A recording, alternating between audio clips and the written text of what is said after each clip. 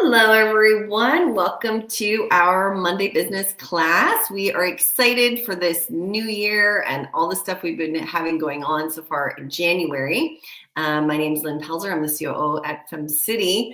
And today our class is being taught by one of our Founder Circle members, Parrish Wilson, and it is the power of journaling. And she is a total expert in this area of journaling, writing. So I suggest you take notes or come back and watch it afterward. This will also be loaded as a replay on the FemCity website as well. If you have questions or comments for Parrish as you're going along, you'll be able to add some comments there and we'll come back to them at the end. I just want to give a little introduction of Parrish. I don't know why I just said Parrish. Okay.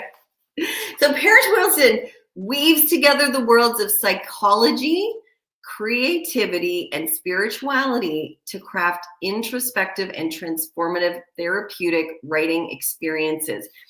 Parrish does workshops and teaches writing. And I know you have something new coming up, Parrish. Maybe you want to mention it to us at some point and also later where people can find you, because I know you're launching something new and I think people would be interested to hear about it as well. So thank you for joining us and teaching this class today. You're so welcome. I'm really Yeah, happy to be here yeah, awesome. and excited to share about the power of journaling. Thank you. I will leave you to it. All right.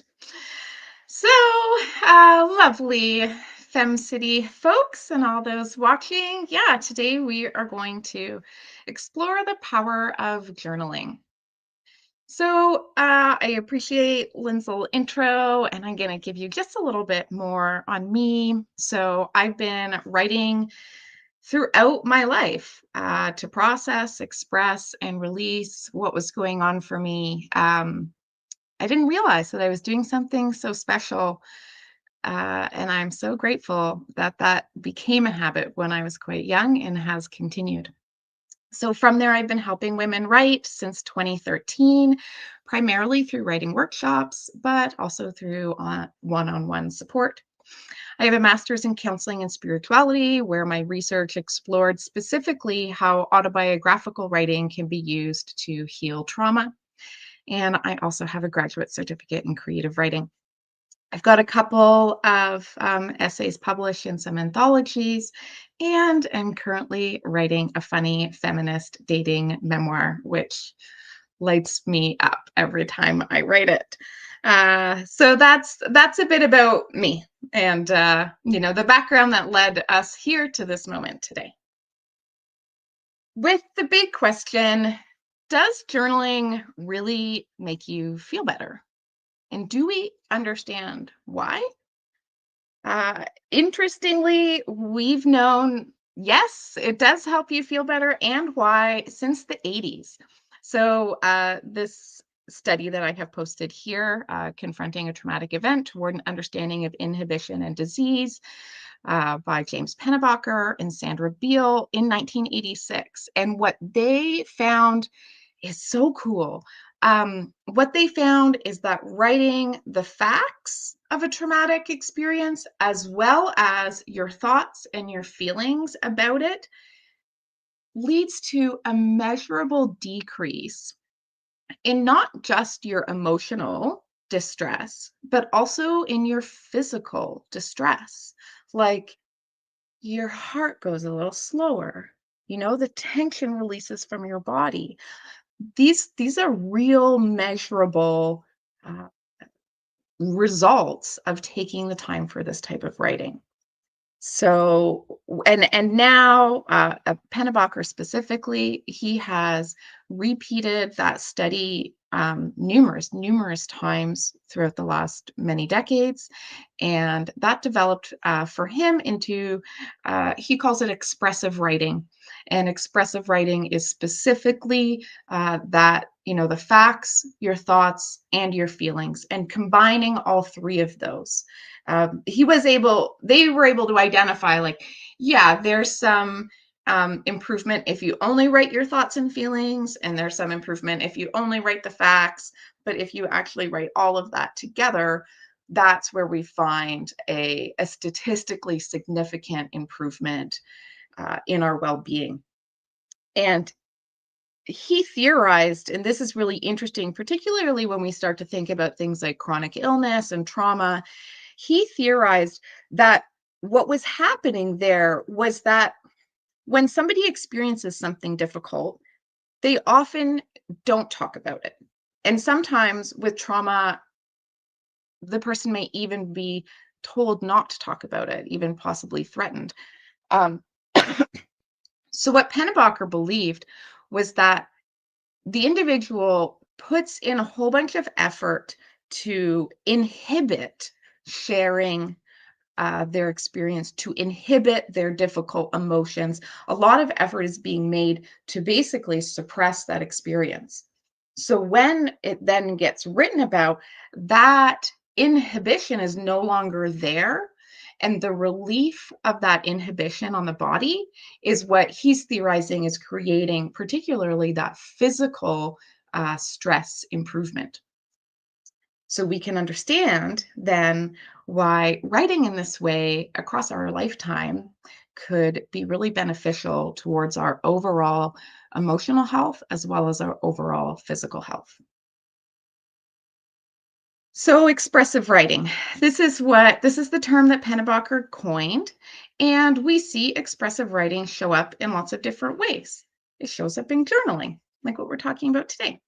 It shows up in memoir and autobiographical writing, more the focus of my research, and seeing again facts, thoughts, and feelings all come into memoir and autobiographical writing.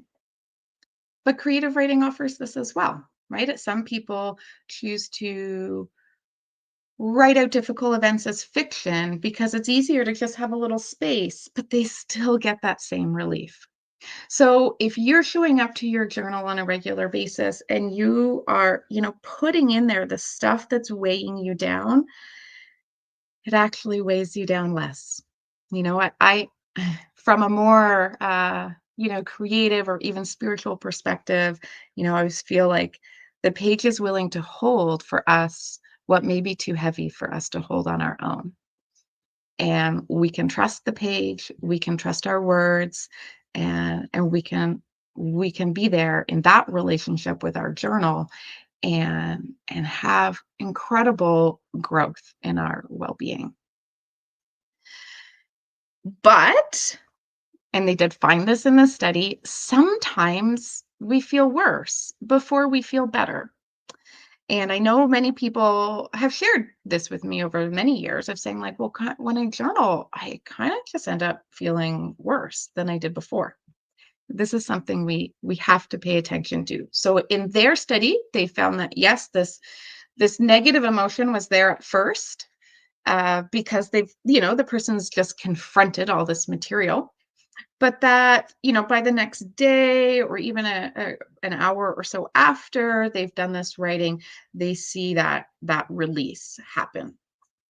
And sometimes we need some ways to help that move along, particularly if we do find that journaling tends to, as I say, write us down. What we want to do is write up. So how do we write up? First of all, we start by only writing what we can manage to write.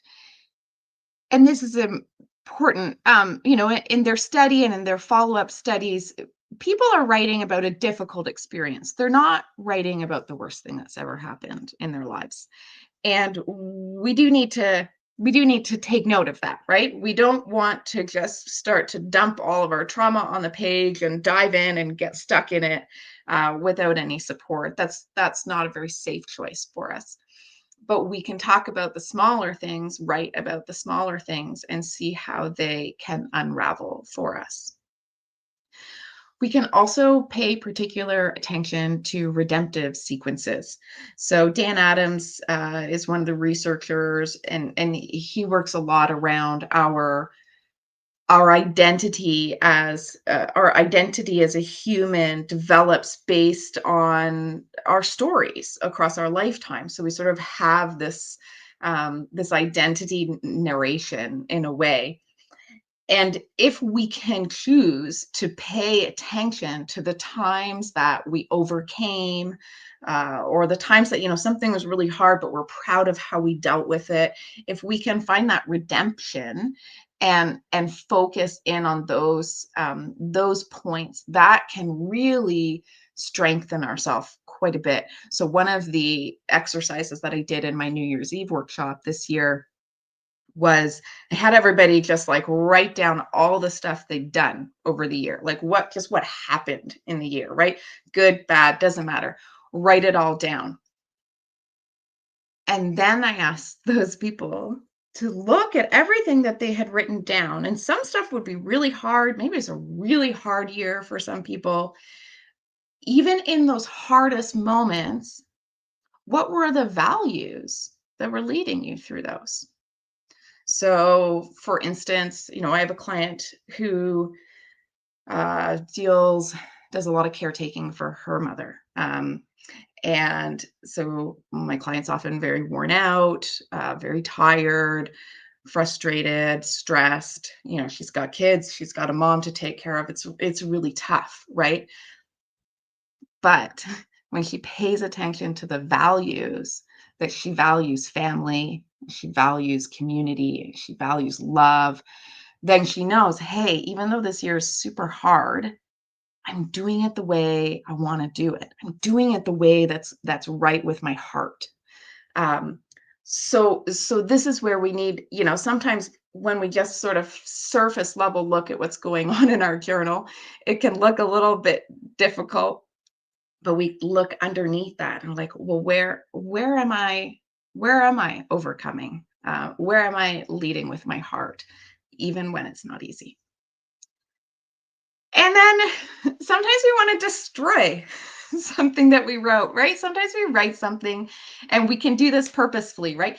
Write something that's really gross and heavy and dark, and we need it out. And then we go and we burn that piece, or we shred it up and soak it in some water, or whatever practice we want to like get rid of that. And that can bring a really nice cathartic release in and of itself. And then also to challenge yourself with some prompts. Like if you're writing and you're like, oh, I didn't do that. And I wish I'd done this.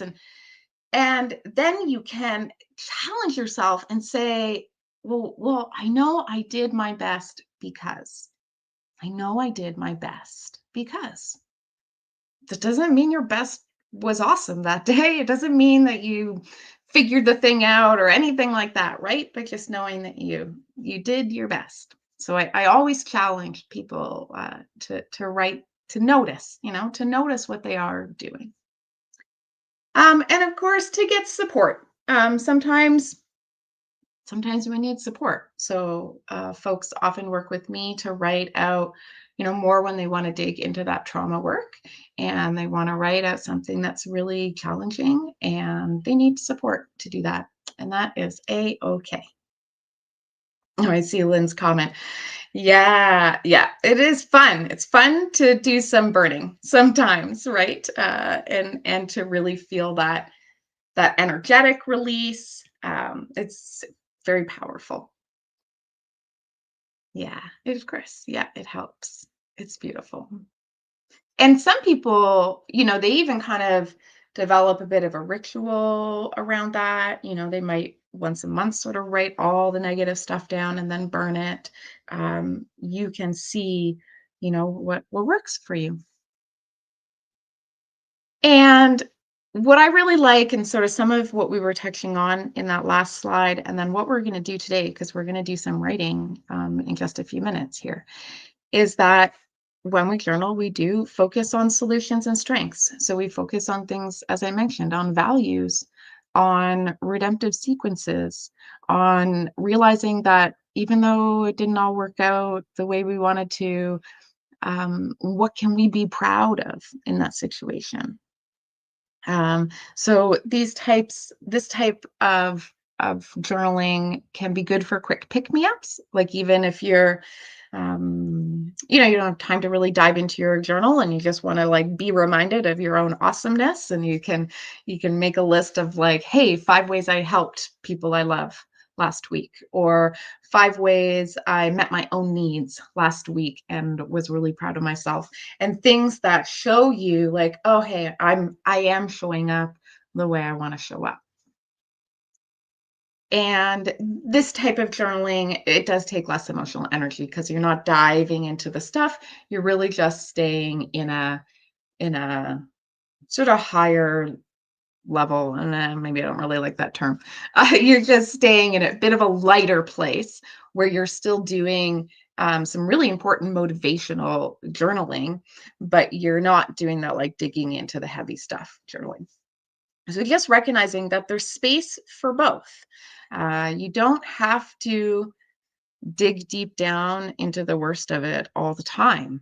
Sometimes you can just use the journaling to feel a little bit better about yourself. That's all right. Okay, so now we are going to do a little bit of writing. All you need is a blank document on your phone, or on your computer, or pen and paper. Either of those. I'll just give you a quick second to grab that, and then we're going to do some prompts. Okay. All right. So the way this works, if you haven't done a workshop with me yet, it's like we're going to do a little mini workshop in the next 9 minutes. And I'm going to give you a prompt, and you are just going to go from there. We're just going to write the prompt and write it out and see what happens. And as I said, by hand or by computer is just fine. I'm going to give you an example. There's going to be a few prompts that we do that are very similar, and there's a specific structure that I want you to do, and I'm just going to show you that here. So in this one, like the prompt is I am, and it's making a list, right? I am an entrepreneur. I am a parent. I am grieving. I am stressed. I am happy. I am excited. I am looking at my window at the snow. It doesn't matter. It doesn't, you answer those I ams, however they come out for you. And so I'm going to give you some time. You're going to write that I am and answer I am down your page. And we're going to do a few prompts after that that are very similar and going to keep the same structure. So we'll go from here. I'm going to trust that you have your paper ready, or that you've paused me and gotten your paper ready, and now you're set. So I'm going to give you a minute, and I want you to do this I am and finish all those sentences. And you can go down as many times as you want. I only have 10 or something on the screen. You're going to repeat I am as many times as it works in a minute. Here we go. I am.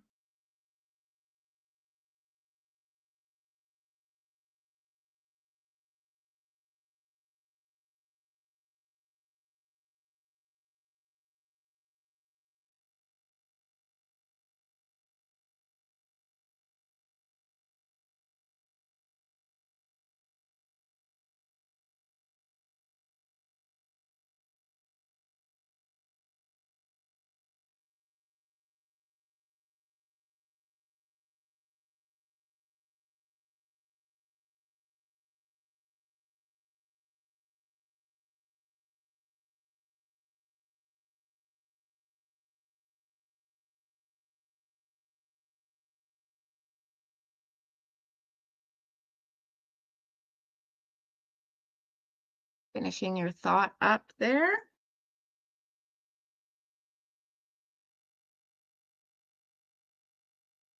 And we're going to go right into the next one, which is I want. I want.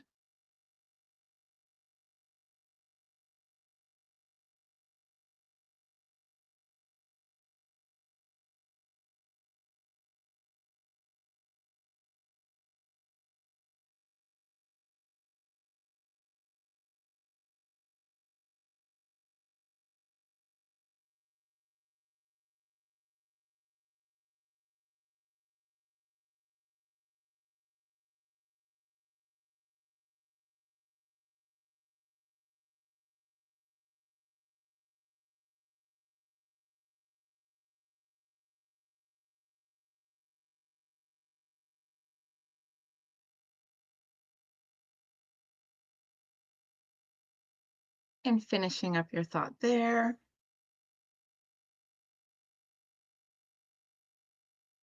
The next one is I need.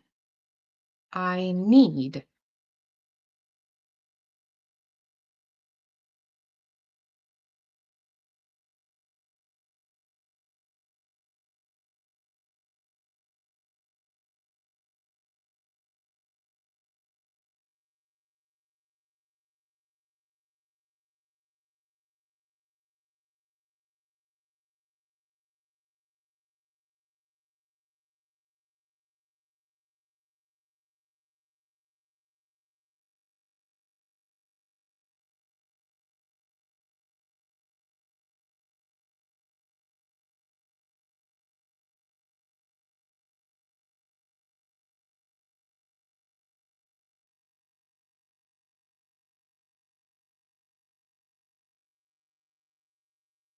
And finishing up your thought there.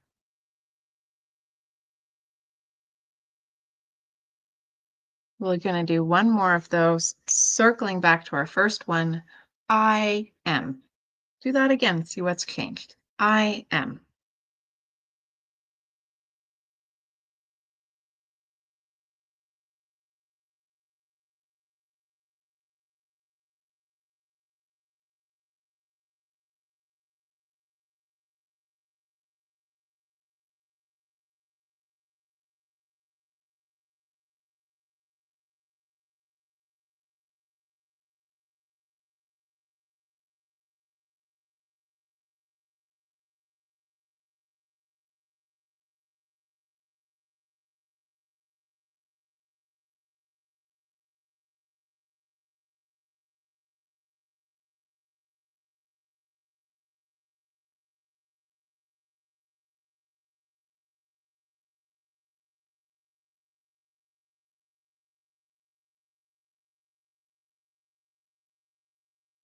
Finishing up your thought there. We're going to do one last prompt, which does not need to be answered in list form. You answer it however you wish. And the prompt starts with, I know I can. ... I know I can. 1 minute with that one. I know I can.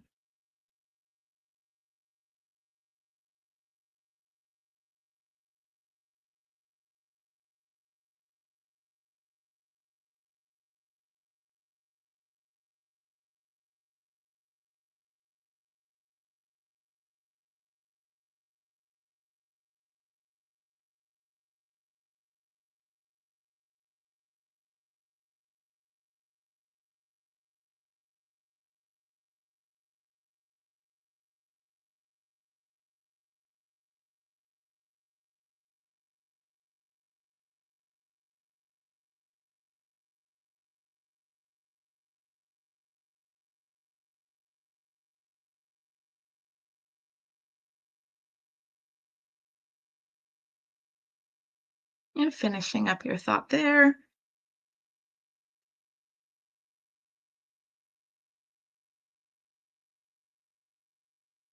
That's it. That's the power of journaling. That's how beautiful getting a few words down on paper can be. It doesn't need to take a lot of time.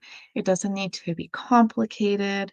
Sometimes it's just that moment we can get so distracted and overstimulated and sort of extended by the external world, and just a little practice like that brings us back to ourself, re-centers ourself, and reminds us what's most important. Just a little bit of writing can get you right out of that bad mood. So, what's next? If you want to stay in touch with me, well, I'll say this and then we'll see if there's any questions. So, if you want to stay in touch with me, there is my contact information on the screen. I do have a program called Sacred Pages that starts on January 22nd, and that's a seasonal journaling program. So, we are going to do 3 workshops in the winter, 3 in the spring, and 3 in the fall.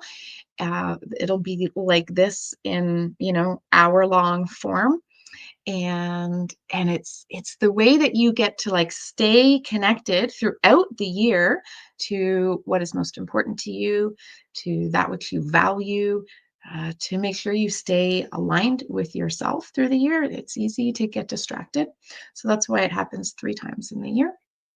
And I would love to have anybody who's excited for journaling, who wants to use writing to feel better.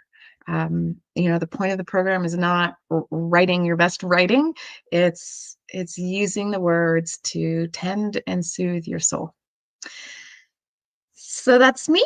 That's what I have to share today. Are there any questions, Lynn? I really appreciated your little comments that I get to see. I'm glad that you had fun writing that. And yeah. I'm just going to check. Parrish, thank you for that. I just want to check if there are other comments coming that way. Sometimes people have a hard time getting them in there because you have to ask for permission through StreamYard to do it. But I have a couple of things, if you don't mind, for a minute that I want to share with you. Some things that were coming up for me, and I had a lot of fun doing that. Thank you. It's been a long time since I've done something like that. So you've got me motivated. So I appreciate it. But you were talking about, I don't know if it was the writing up part, but about how when we can talk about things, when we write things, like say something that was a difficult event, and we were talking about burning them, I was getting this vision of sometimes when I do that, if I write about something that was hard, it's like this heavy bucket of water is so full, but some of it spills out. It's like it becomes a little bit lighter that way. It's funny, that was the vision that came. So, thanks for reminding me of that too, because I think when we're going through really hard things, whether it's our business or personal relationship, anything, people don't always have somebody to talk to either. So in journaling, they can still do some of that offloading the excess stress through writing, or that's kind of what I'm hearing from you, right? Yeah. Yeah. Like we have a real release that happens there. And there's a lot of different ways to explain that, which really just makes it so much more valid and true, right? That we kind of, from different areas, we understand that. But one that I think is so key is just our self-expression, right? And when we go through something hard, if we just hold it in, like that weighs on us. And you're right, not everybody has somebody that they can share that harder stuff with. So when you can get it down on the page, and it's like your page becomes your friend. Even in some of the stuff I was reading, like the page kind of becomes the therapist in a way, like just being able to get your thoughts out of here and land them somewhere else. Mm-hmm. It allows you to get a bit more objectivity. It allows that cathartic release. It's so incredibly powerful. Mm-hmm. And even when we voice it, like sometimes we write something, and then if we read it out loud, even just to ourselves, doesn't have to be to anybody else, we can even feel it even more, right? And we feel like, oh, like I'm finally getting this out of my body. Because otherwise we do, we're starting to understand how much the human body holds Mm-hmm. in terms of emotion. Yeah, I really appreciate that you said that, because I think there are a lot of people that either aren't comfortable talking to other people, or maybe they feel like they don't have someone they can really trust with that. The other piece you said, and maybe we could touch on it again, was like a sequence of Oh, a redemptive sequence. redemptive sequence. Okay. So the other thing about journaling, a few years ago, I was going through something really difficult, and my feelings and emotions, but I was journaling. I should have done it more, but I did it every few weeks. I would sit down and do something, and then it became a month. But over the course of a couple of years, I looked back at the beginning and realized how far I had come. But at the time, I wasn't doing it because I knew what I was doing. But at the time, I was looking back at it, remembering and thinking, actually, I feel stuck in this thing, but I've actually come really far when I think about the stuff I was writing on day one versus year two, and then where I was about it now. So it's Mhm. powerful. I'm so glad you taught about this today. Yeah. Well, and your example there is really neat, right? You wouldn't we often don't like we need some markers to recognize our personal growth, right? Because we're Mhm, just living our lives. And yeah, when you've written throughout a period of years and you can look back and be like, wow, like that was really hard back then and look how far I've come. mhm, Yeah, that's a beautiful redemptive sequence to notice for mhm. sure. Even with goal setting, right? Looking like from one year, like writing down and talking about your goals and why it's important and things like that. And looking back at the end of the year, it would be the same sort of thing too, to be thinking, oh, we could easily go, oh, I didn't hit all my goals. I'm feeling a little down. I should have done better, like all that self-talk. But when you look at it and you see, oh, actually, I did a lot more than I think I did. Yeah. So anyway, thank you for all that. This is such important stuff, and I hope that people will look at it again and go through this again and do the sequence because it was really really good. So thanks. Oh, you're so welcome. It's very much my pleasure to share. Yeah, it's Yeah, fun. I love it. Okay, everyone, thanks for joining us. And please do reach out to Parrish. You can find her, as she said, a few different spots there, or send her an email if you are interested in some of the work that she's doing, or just want to connect with her. Please feel free to do that as well. Thanks a lot, Parrish. We appreciate Thank you. you. Okay, bye.